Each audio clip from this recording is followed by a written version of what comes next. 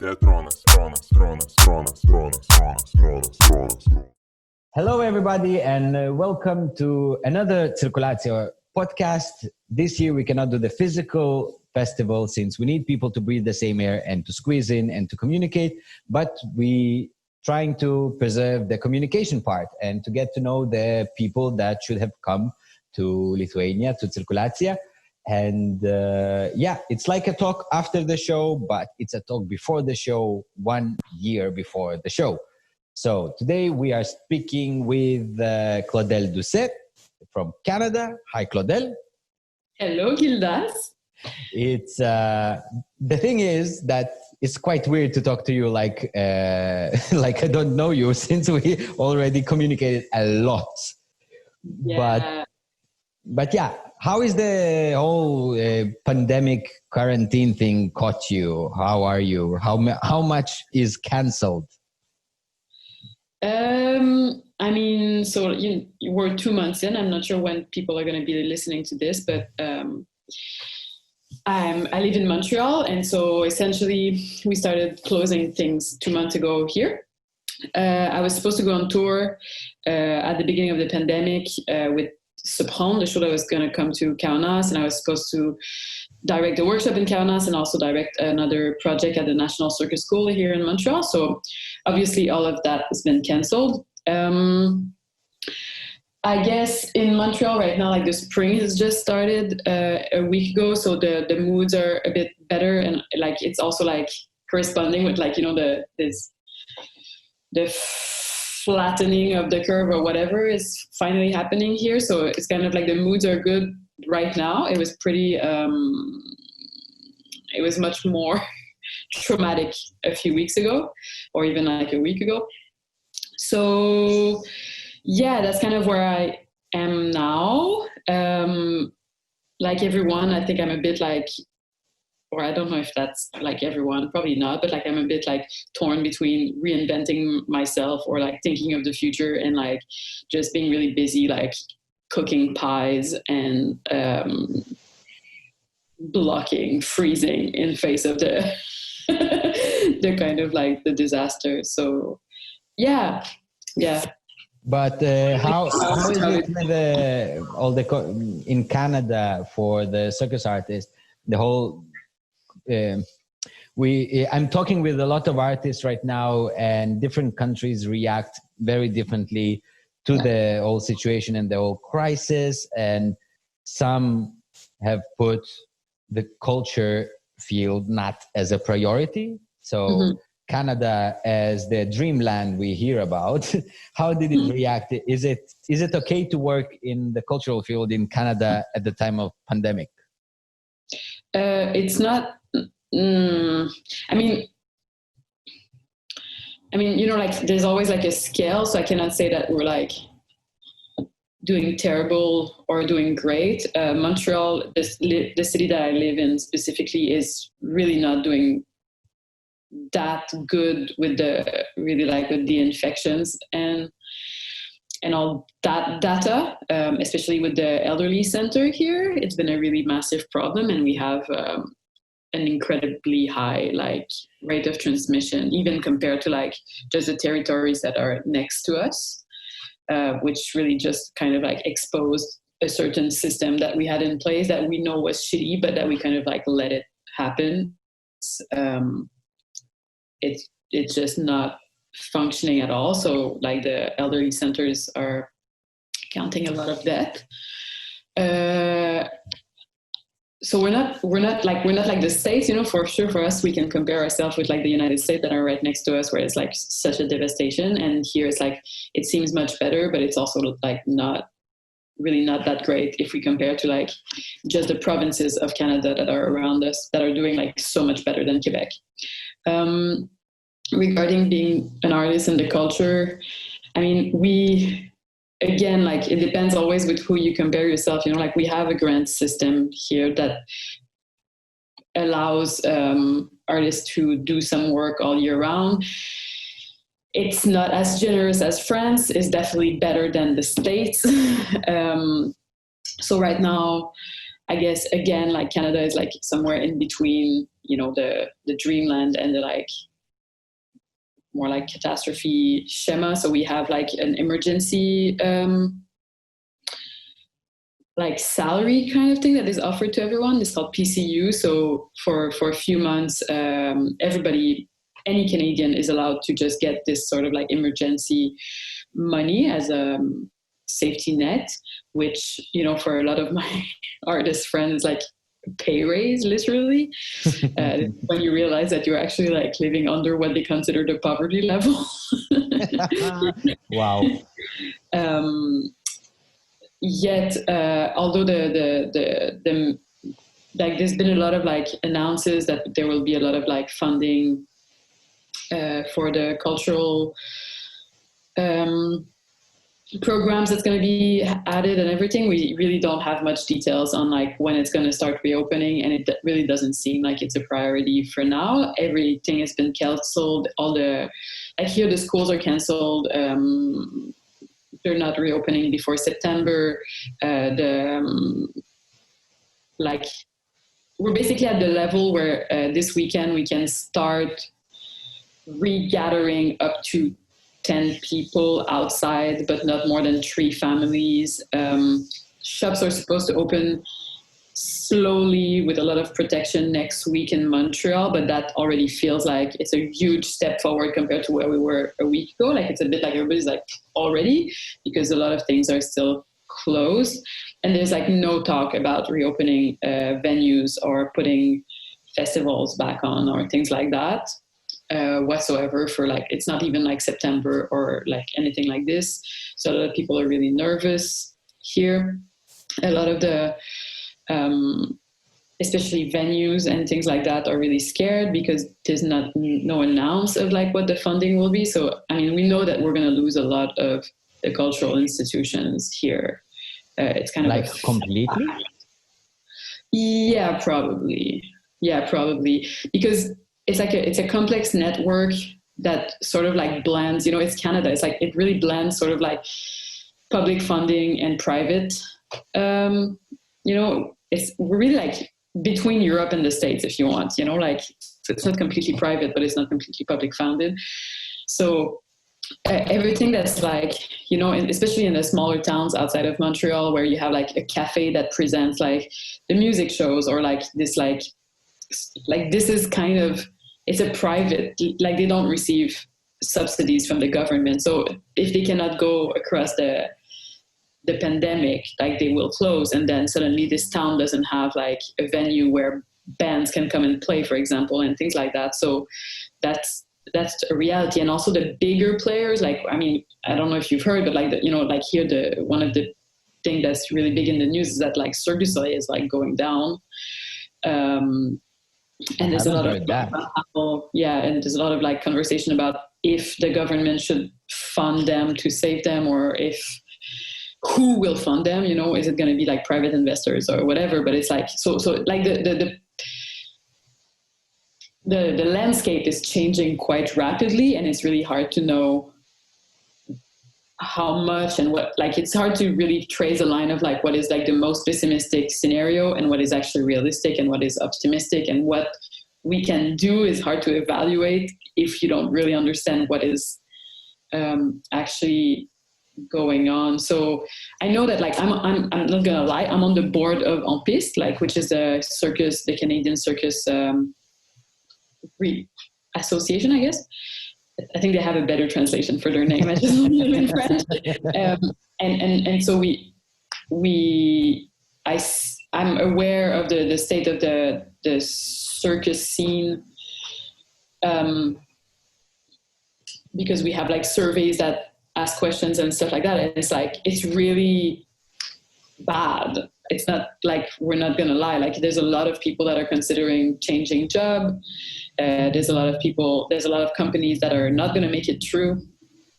I mean, right now, the Seven Fingers, the Eloise, everything is closed. There's no training. They've canceled all the contracts. Like, I mean, I think Circus owes $1 million in fees to their artists and conceptors. So like, it's kind of like, it's hard to evaluate, because at the same time, you know, like, right now nothing's happened, you know, like we're just on hold. So like I can still go outside, I can still like have a beer, like everything seems normal, but there's a sense of like that on the other side of this, like things might be very, very different. Yeah. Wow, that's a happy note to start a conversation. But how is it with your plans? Do you know where to start to plan? Do you have any certain months so that from then I can already start planning my tour or working? No, nothing? No, nothing. Yeah, that's kind of like a big thing that people are trying to juggle now. Is like I was supposed to open a show in September in a theater here. Or I'm part of a project that was supposed to open, I should say. And we have no idea if it could play in September or if it's going to be like delayed till a year later or 6 months later. Like there's no sense of that. So we don't really know when we can go back rehearsing or in residency or stuff like that. So yeah, everything is really pending. It's really like... Yeah. And the last question about this tragical context is we get regulations and like rules of safety towards, you know, how to drink a beer, how to go to a bar, how to go to a shop. That it is Canada giving any kind of, you know, clear regulations on how to rehearse, because here... No, that's it. That's why people are like, even this morning I was listening to an interview on the radio with the Minister of the Culture, and like the host, who's really like polite usually, is kind of like, just give anything, you know, because there's no information. For myself, I don't feel very impatient to go back in a studio. I really don't feel like it's the most important thing to do with my life right now, but it seems like some people wish they had this information quicker. I'm kind of like, just because of the state that things are still in here, like I know that like in Europe you're kind of like a few weeks in advance, you know, ahead of us for the pandemic, you know, but like here it still feels early for me to express this like impatience. I'm like, right now we just need to make sure that everybody's like eating and not dying too much, you know, like I don't know how... Not dying too much is a sentence I could quote. Yeah, I mean, it's horrible, but I don't know how to talk about it. But it's like, personally, for me, this is still the priority. Like, yeah, the culture and like everything that's happening around it is obviously important, but it hasn't become like a thing that I'm obsessed with right now, personally. So let's hop in the artistical stuff. Yes. Please try to remember those times when you were an artist. And yeah, so basically what ignited and started our relationship between both of us is just meeting and saying, I have a show in an apartment, and I said, I have a show in an apartment too. And from there on, with gaps, we're just always talking like we know each other for many, many years. I really don't know how that happened, but yeah. And also, before going into that, I am at the museum in which you should have shown Seprondo in the Jozef Gruodis Museum. And actually, we are filming all those podcasts here in the museum because they let us do it. And to each person that I talk to, I say a fun fact about the guy, about Jozef Gruodis, somehow making the father of Lithuanian composers a bit known. I don't know for what, but yeah, he has some absurd facts. But I don't know if you remember, I was searching for something to show to you that would be maybe something you don't know.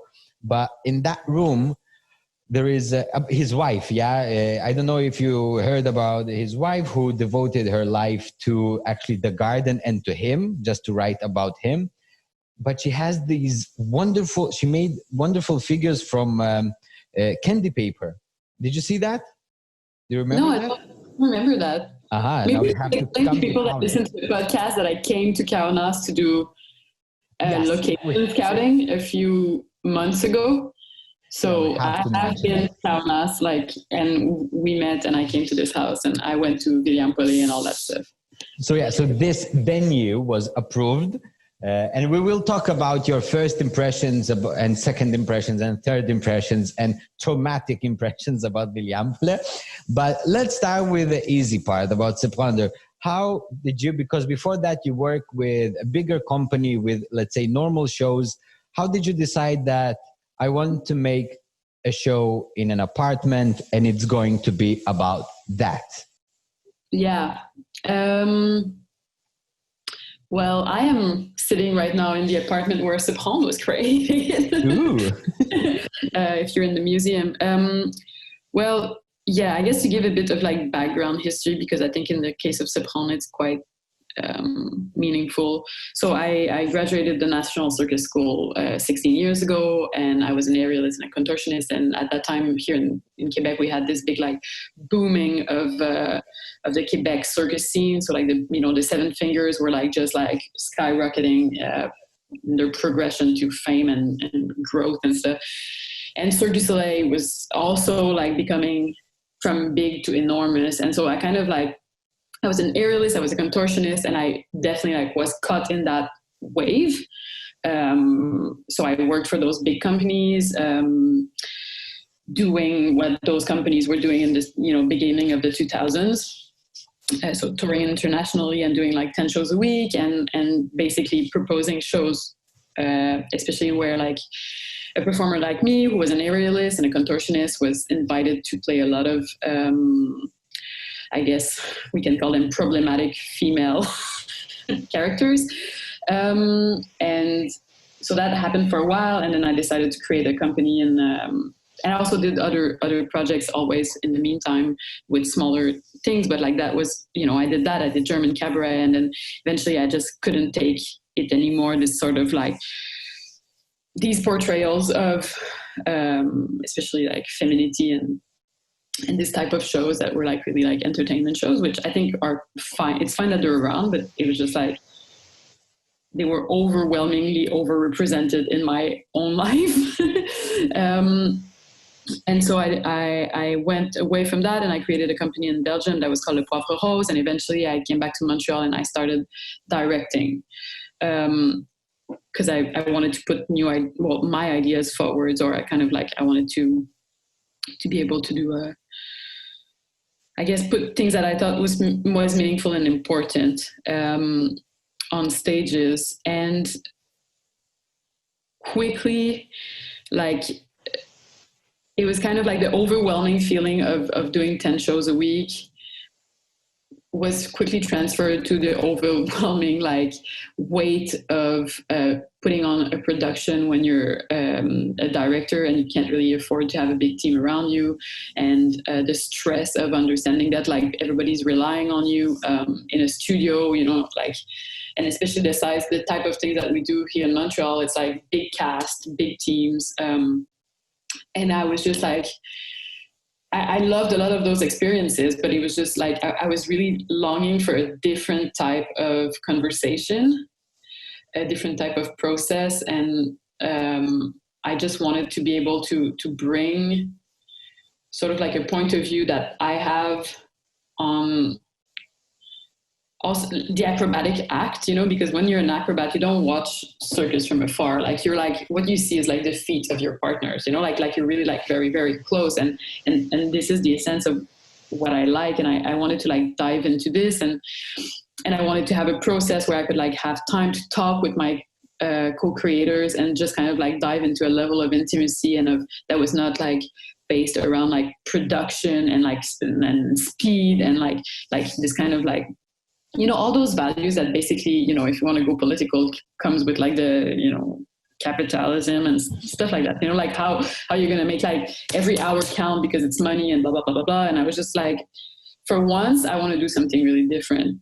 And I didn't think it was going to go anywhere. I proposed that project initially, in a university class that I was taking, as kind of a utopic project that you're not going to do, And then I decided to drop school, and I proposed that project for a grant, thinking I was not going to get it because it sounded too much like a hippie project, to getting the grant and now having like the reality of, okay, I'm going to do this this project that was all centered around sort of two main ideas. It was downsizing and intimacy.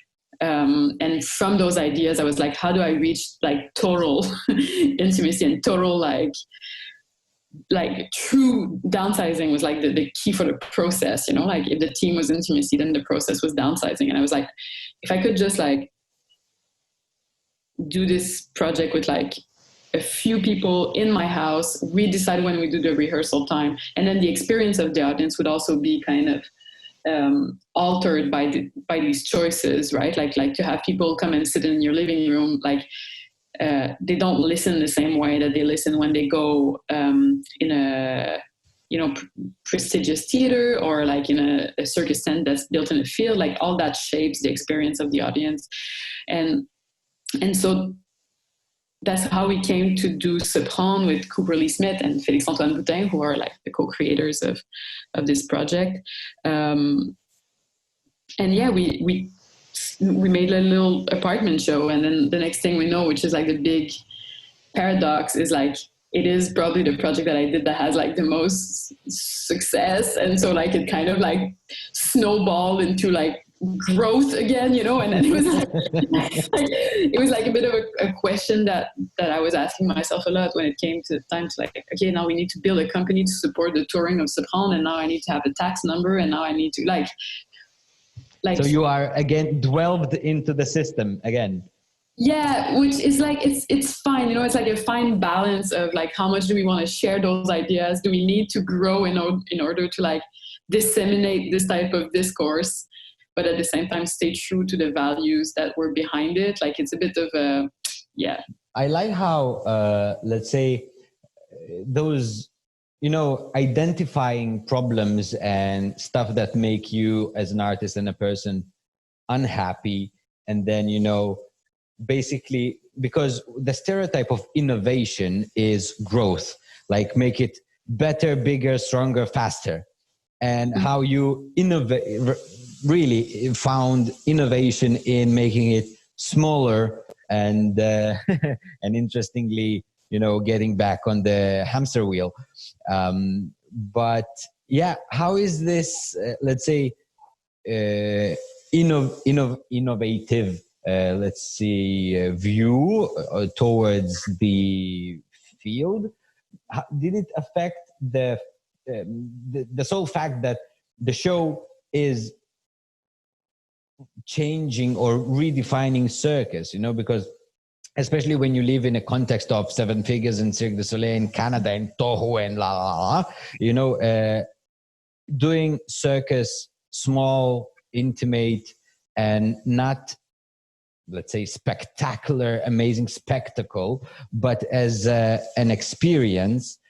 And after all these sentences should have come a question, but but you understand that, was it intentional to or was it even needed in Canada, where you have a way bigger context of circus than in Lithuania? Was it needed to redefine circus as non-entertainment, as I don't know, commercial thing? Because especially if I buy a ticket for an apartment show, I understand that it is not, you know, commercial. It is not something that is mass fabricated. So was it intentional to try and change the audience, the view towards the field? Yeah, I mean, I don't know if I like, I'm a bit humbled by all the like big words you're using, you know, like basically I was just trying to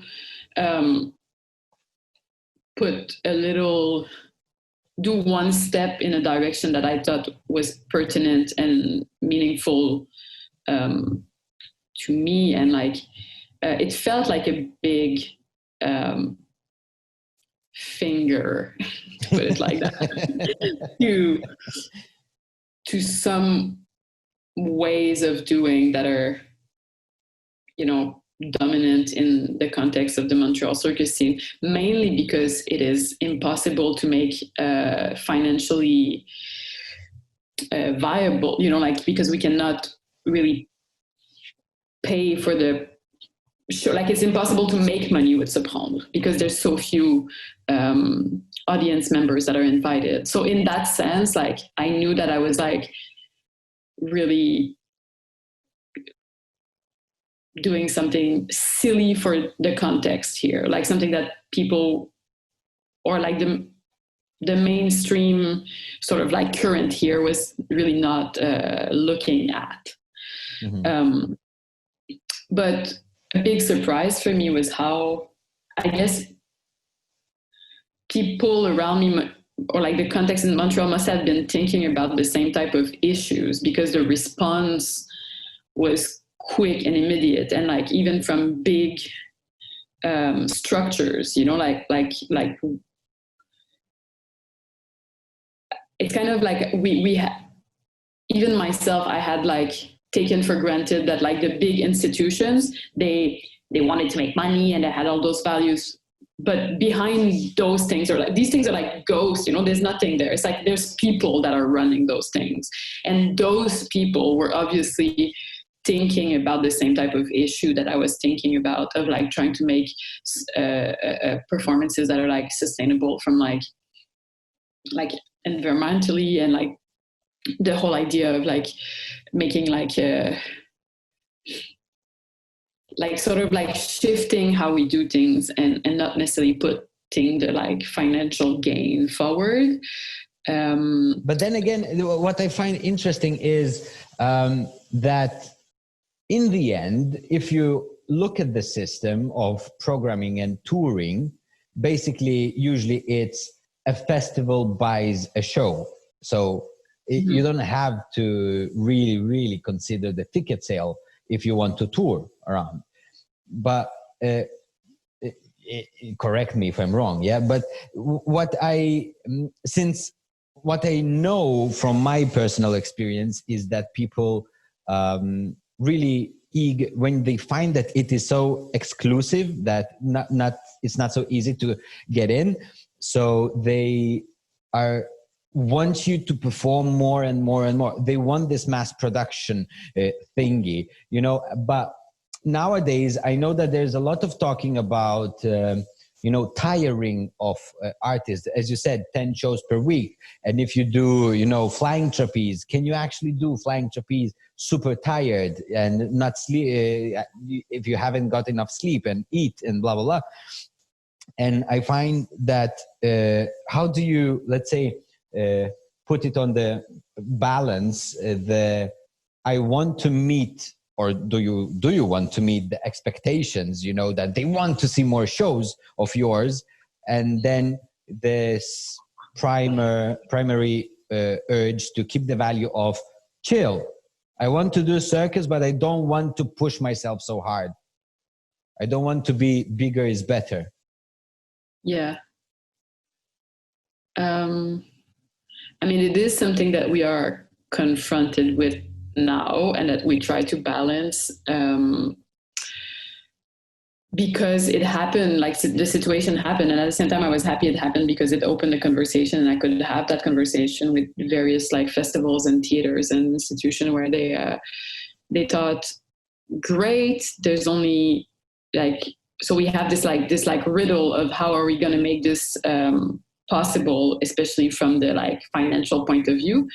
And one of the things that was proposed was, well, there's so few people, we can make this kind of a VIP thing and sell the tickets very expensive because it is very exclusive. Mm-hmm. And also, like, you can only have 12 people, so can you do it like 3 times a day and stuff like that? And then I have to have the conversation of, well, we want to make it possible for this show to be seen and for this discourse to be heard.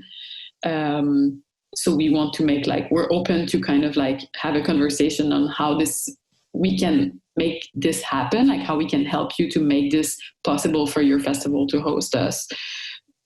But there are things that won't serve the project, basically. So it's like you have a set of values as your technical requirement. Yes, and we try to like balance it because some places, like there's always like a fine management of just like we try to really invite people to not just go on Airbnb to rent an apartment for the show. Like we're like, this is not what this project is about. It's about like you reaching out to your community and you going to talk with the neighbors and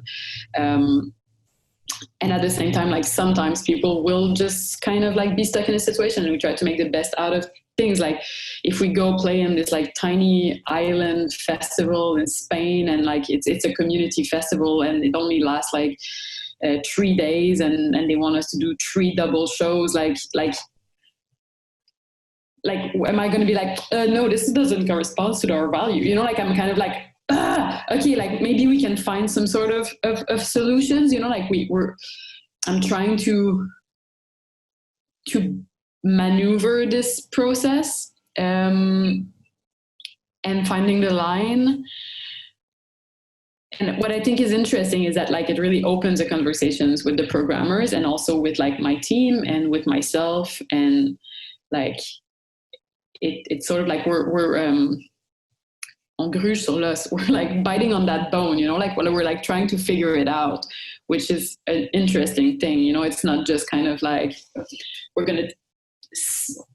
we don't know exactly how those. Yeah. I like the notion that is somehow repeating itself these days, that there is no guidebook, to be like this in human being or to do that in the right way. You just have to improvise, adapt, and overcome.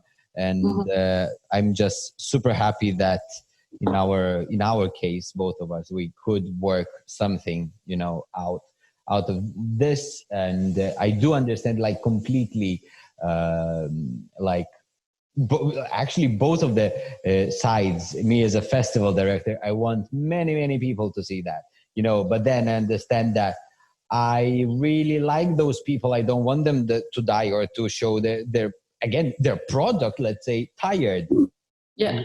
So it has this. Okay, we can talk with you like for a million years, but we have to hop in. Since I like you so much, I gave you a super difficult assignment, and you were here in Vilijampolė earlier, like months or 2 ago. And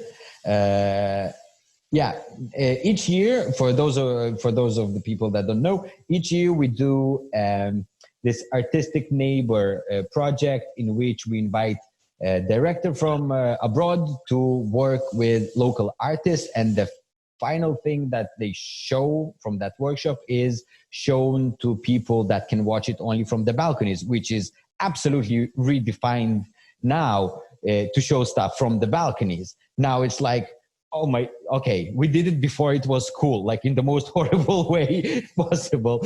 And Vilijampolė, and I told you that it is a challenging neighborhood, and then you came here, and then you went through the guided tour, and before you researched a bit. So what's the first impression from that neighborhood with which you should have worked?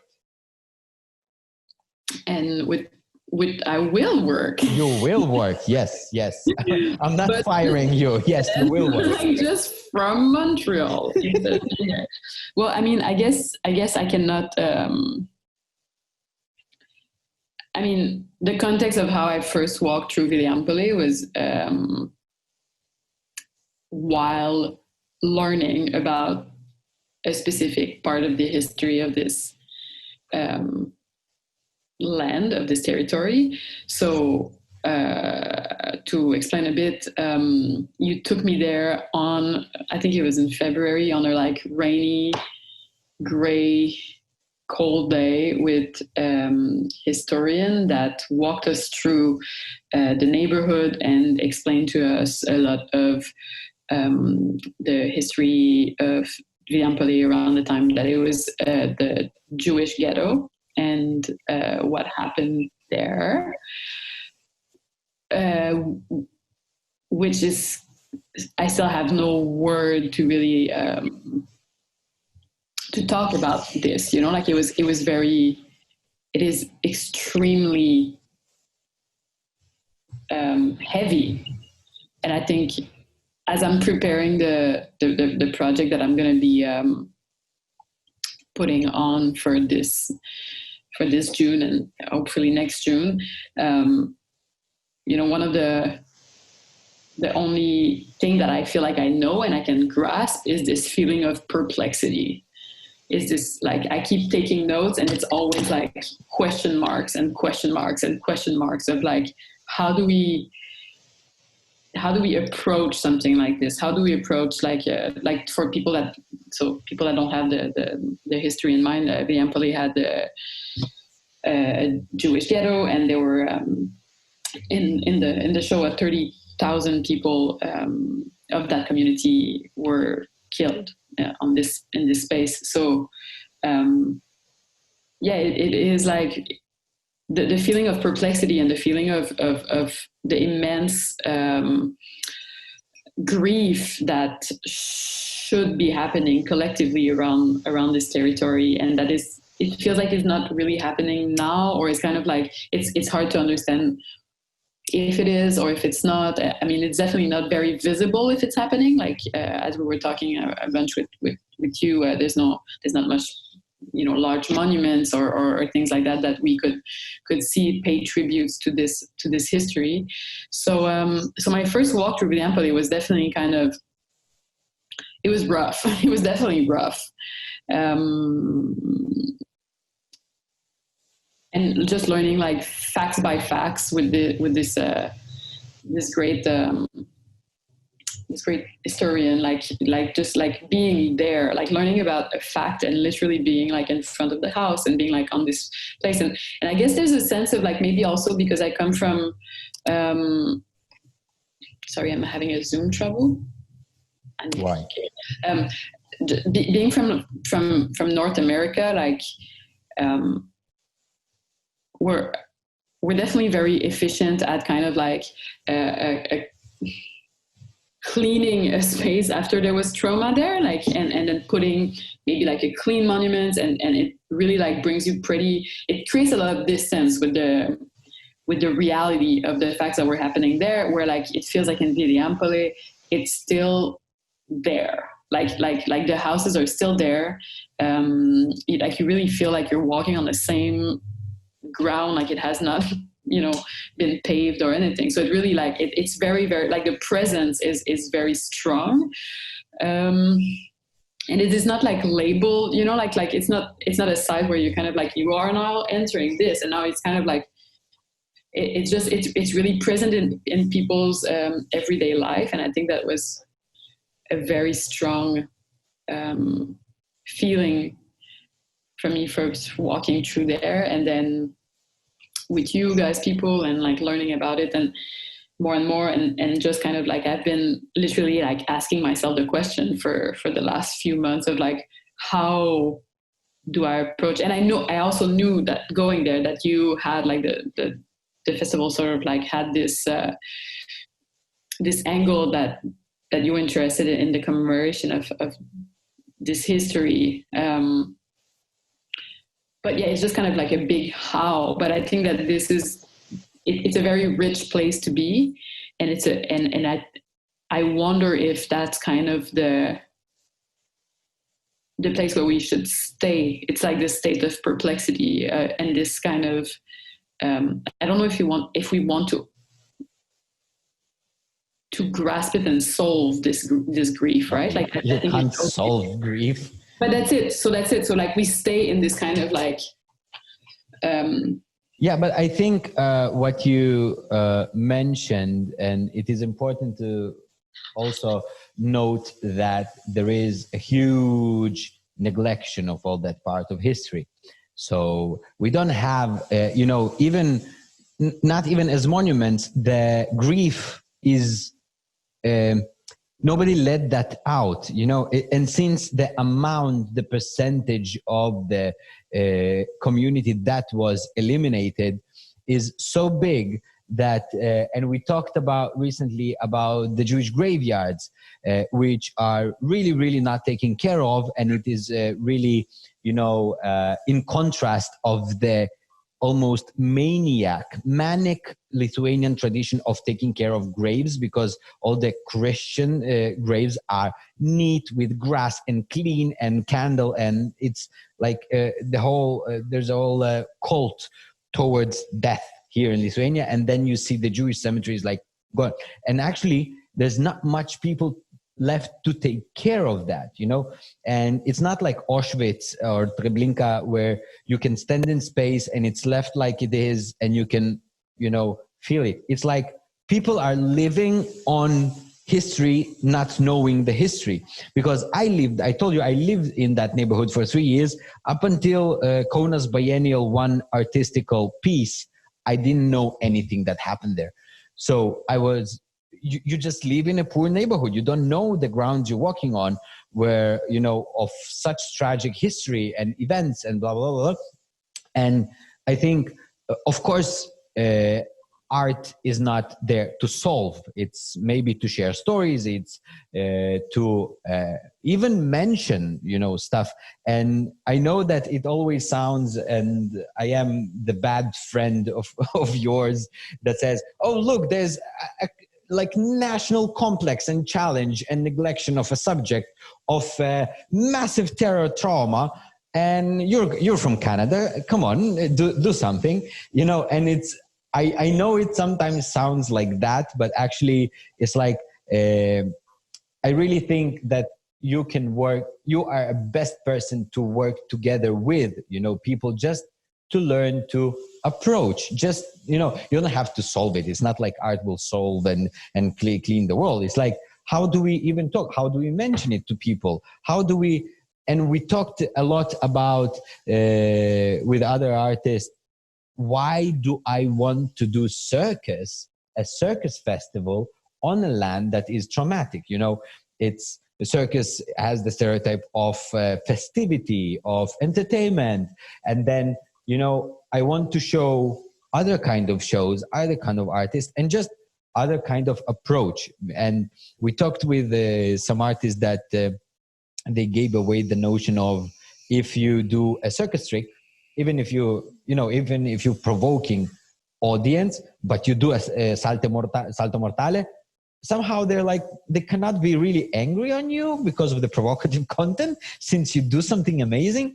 But I want this dynamics of people, because circus has ability to approach, different subjects. It's like, it's not, because if you do it in theater or dance, it's just provocative. But circus makes people listen. And I think that, from my personal experience, when you have a really, really, really challenging limitations and problems, it is, a way to progress. That's why I need education and you to work with. It's not like you're going to teach them, you're going to work with them. That's I'm still trying, I have 2 years of trying to soften the the trauma of the task I asked you to do. And also we need to mention that you will work this year with them, and you will work next year, maybe with them, maybe with other people physically. You will do the balconies, but we're keeping this education. Let's talk about the educational part, since we don't have much performers in Lithuania, and we don't want to skip, the year of education and giving abilities to local people just to learn a bit of different approaches to circus. And you also teach in the in the what? The National Circus School in Montreal. I direct projects there.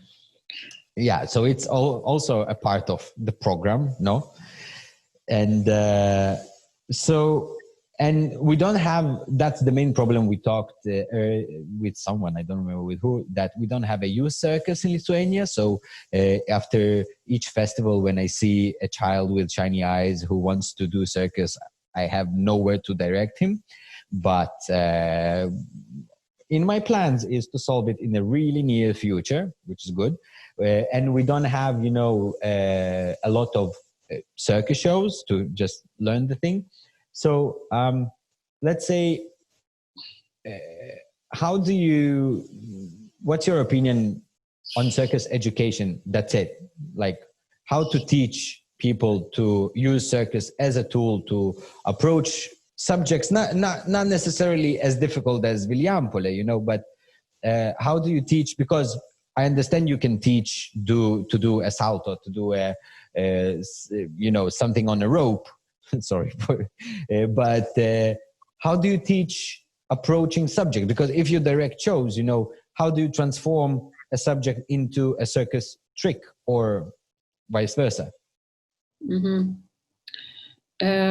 It's not a question that I have a clear answer to. I was really lucky to have a very sort of like a traditional circus education here. Like I started doing gymnastic, and then I went to the circus school, and I did like a full curriculum with like, you know, acrobatic class and then dance classes and like theater classes and stuff.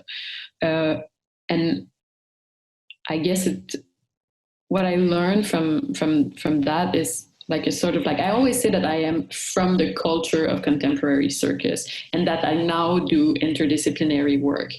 I think that circus is, to me, it's partly defined by a certain way of doing, like a culture of how we work on things and how we process towards creating performances or creating material. And now when I try to make performances, I don't approach it from the point of view of like, what are my skills that I want to show, or it's more like, personally, I want to talk about something, you know, like I want to research a certain question or a theme, and then quite intuitively, because it is what I have trained for so long, it often ends up involving a certain type of acrobatics or of risk taking, because like it is the vocabulary that I have been trained in. So I tend to have people climb on top of each other at some moment, because this is the vocabulary that I have at hand. It's like my toolkit to, you know, talk about intimacy and soprano, or talk about like team spirit and collaboration in other projects. Like it's just kind of, it is like the words that I have developed are a lot around this, but it was a question about circus education. Yeah, but it answers another question. It answers another question that I always ask, you know, which is super interesting. And I think you answered it the clearest, you know, that you want to say something and just you have the vocabulary of circus. Because usually I ask, you know, where do you start from, or do you use circus as metaphor, or circus is a circus, blah, blah. Mm-hmm. And somehow when you explain it, I just get it. But maybe it's because I know you for centuries. Yeah, and I'm not saying that, like, obviously, like, this is my personal practice, or like, you know, what I try to play with, but it's definitely not like, it's not going to be the answer for everybody, obviously. Some people have a much more like choreographic or like somatic way of creating material that is acrobatic, and that's really fine. And but I you know, I've realized that's little by little for myself when I create work. It's like it does not, I'm not, you know, I'm not so interested in the medium of circus. I'm not like, some people are passionate by it. Like I'm not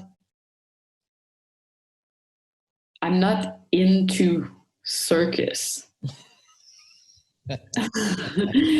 Which sounds crazy, but it's like, I feel like I'm not into circus, just like I'm not into being Canadian. It just happens. No, but that's, you know what, an amazing parallel. Because it just happens to be like a part of my identity. Yeah. And then, like, what do I do from there? You know, like, how do I how do I meet other, like maybe my Canadian metaphor was a bit heavy, but like how do I how do I approach things that are much more meaningful for me than acrobatics? Yeah. While having these tools, and I like if anything, like I'm quite content with these tools. I also like sometimes, like, I mean, my shows are really interdisciplinary. Like a lot of people would probably say that they're not even circus, and then like the dancers would say it's circus because the amount of like physical risk taking is a bit, I guess, put forward. Like it's.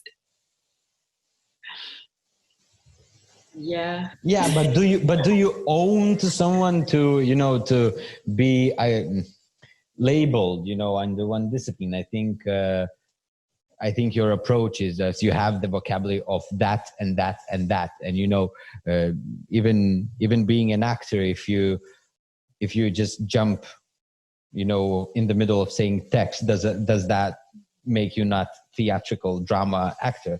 It's just something you needed to do in order to express something. Well, the jump was mega articulate. So let's put people in context. You will work now from Montreal with Lithuanian people, Lithuanian performers via internet platforms, and then somehow they will intervene into Vilijampolė, like slowly, super soft launch of something. And next year, definitely you have to come. You must come. That's not even a question. With the show and with the workshop, with the balcony show. And just, I can talk to you like forever, but just tell me several things. What do you expect from this sudden relationship you have developed with Lithuania and Kaunas? Oh my God. Well, I definitely, I was really looking forward to come and place upon and do this project. And now I'm really happy that this is still happening in a certain way. And I don't know, I feel like there's a connection that happened like so naturally between like the whole team of CIRKULIACIJA' and like with you since we met. Like I just feel like there's a sense of like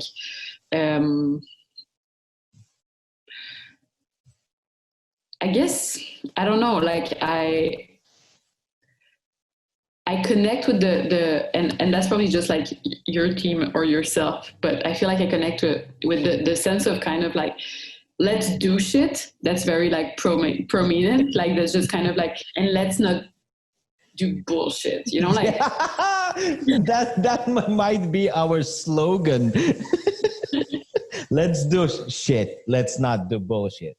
Yeah, and there's and I mean like there's definitely like a sense of like like I mean you're doing like this festival with like no venue. You're like you're definitely looking at like what is actually like pertinent like for your community, and like you're trying to care for like the community of artists in Lithuania. You're trying to care for the neighborhood where you go and play your shows. Like there's some like core values that just seemed like it was a really natural fit, and it's not always the case. Like anywhere you go, I'm always happy to meet people and things, but like sometimes it's like a bit more far-fetched.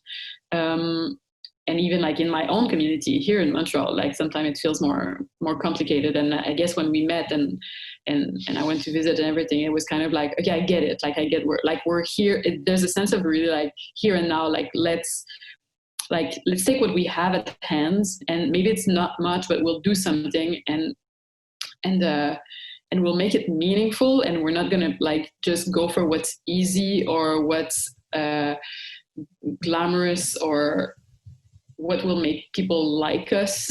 It's kind of like we're gonna actually like put the sense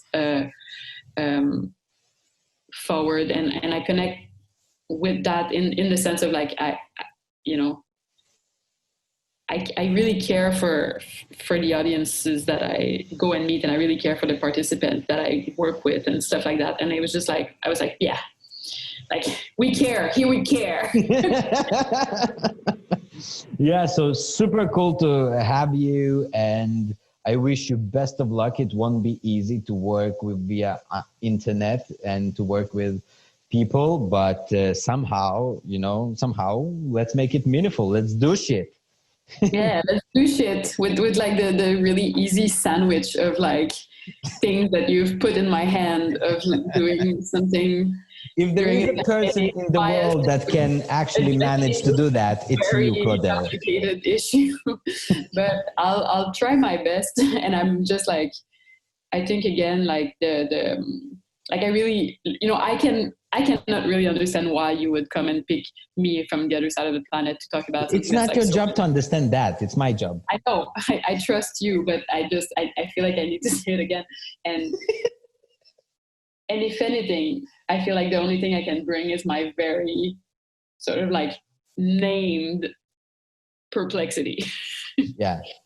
But I think, especially with and that's an ending point of mine, and especially with the balcony shows, I always say that I want to bring not the best acrobat, but I want to bring inspiring personalities.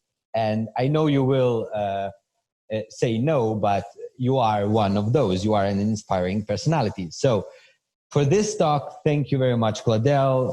I wish you best of luck in this sandwich, which you call. And each day we post another podcast with amazing people. Just follow Circulacija. It's hard to pronounce, it's hard to write, but you will find it. Follow Circulacija on social media, and you will see all those amazing things.